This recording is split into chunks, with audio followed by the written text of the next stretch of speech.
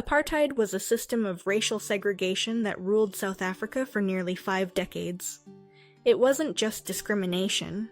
It was a legal framework that divided people based on race, controlling every aspect of their lives. The government classified people into racial categories: white, black, colored, and Indian. Each category determined where someone could live, work, go to school, and even whom they could marry.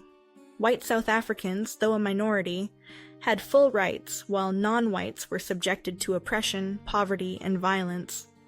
Past laws required non-white citizens to carry identification documents at all times, restricting their movement. If caught without one, they faced arrest, fines, or imprisonment. Black South Africans were forcibly relocated to designated homelands, called Bantustans, stripping them of their citizenship and making them foreigners in their own country.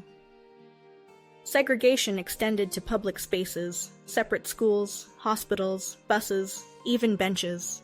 Non-whites received inferior services and were denied access to opportunities that could improve their lives. The government silenced those who resisted. Protesters were met with brutality, arrests, and even death. Anti-apartheid leaders, like Nelson Mandela, were imprisoned for fighting against the system. But the people did not remain silent. Protests, resistance movements, and international sanctions grew stronger.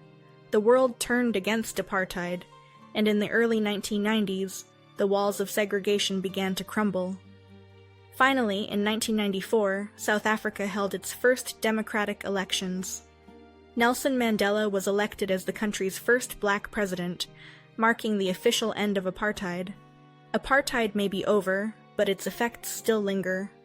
It stands as a reminder of what happens when power is built on division, and why the fight for equality must never stop.